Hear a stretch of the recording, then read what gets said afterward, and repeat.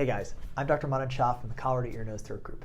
In this quick video, I'm going to talk to you guys about a septoplasty and turbinate reduction surgery. Let's get into it. First, I'm going to talk to you guys about what is it, then I'll tell you what are the benefits of the surgery, I'll talk to you about some of the risks, and then I'll tell you about what the recovery is like. But first, what is it? Well, inside your nose, there's two structures that affect how you breathe a lot. One is called the septum. It's a piece of cartilage that sits down the middle, and you can actually feel it if you touch your nose.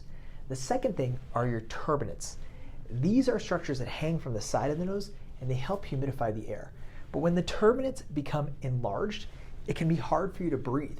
And so what happens is if the turbinates are large and the septum is deviated, it's hard for air to come through. So it can make it hard for you to breathe. It can make it hard for you to breathe through your nose while you're sleeping. It can affect your exercise, and it can make you feel like you're always congested. So what do we do in the surgery? Well, we simply take this deviated septum and we make it straight, and then we take the turbinates and we shrink them down so that they're smaller. This creates a lot more space in the nose, so imagine having a tight pipe and then making it bigger so it's easier for air to flow through. So what are the benefits? Well, the biggest benefit is that you're going to breathe so much easier. But patients also tell me it helps improve their quality of sleep, it can help them with exercise, and overall when they get sick, they don't feel as congested and miserable. Now, what are some of the risks of the surgery? Well, the surgery is done in about 30 to 45 minutes while you're completely asleep. So the good news is you don't feel anything usually. But with any surgery, anytime you're making a cut in the human body, there are a couple main risks. One, you can have a risk of bleeding. Thankfully, there's no huge blood vessels inside the nose, but there is a risk of a post-operative nosebleed that can be bad. And so if that happens, you do have to go to the ER. Thankfully, it does not happen very commonly.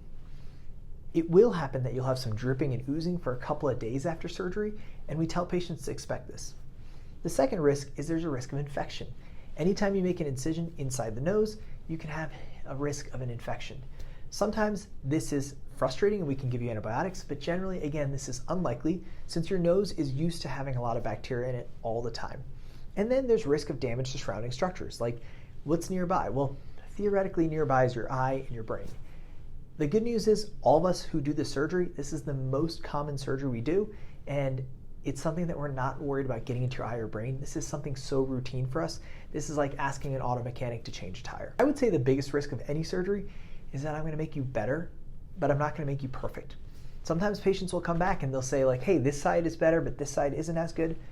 That's just some of the nuances with the human body. Because we're only changing things on the inside and we're not going to change the outside, you may not have a perfectly breathing nose, but for most of our patients, we markedly improve it. We improve their quality of sleep, and we make it so that when they get sick, they don't feel super congested. So patients really enjoy the surgery.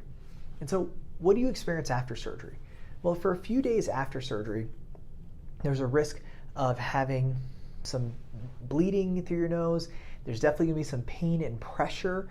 You may have some unequal breathing. Oftentimes we have to leave these little septal splints inside there, and those can be annoying. And most patients are just going to take Tylenol and Motrin, but some patients do require an opioid pain med. And then there's some long-term risks.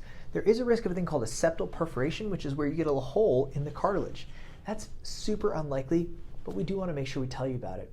And then there's some patients who continue to have nasal obstruction. But the majority of patients, after about a week of surgery, start to breathe so much better. And most of my patients, when I take their splints out in the office, they'll say like, man, I've never breathed like this before. And so for us as surgeons, this is a surgery we really enjoy doing because patients really feel like they notice a huge improvement afterwards. Anyways, if you have more questions, please let us know. I just wanted to give you guys a quick overview of the surgery and make sure you felt like you had most of your common questions answered. The good news is the surgery is generally covered by insurance. Our team will reach out and let you know what your copay and deductible might be, and then if it makes sense, we get you started. Hope this helps. Thanks so much.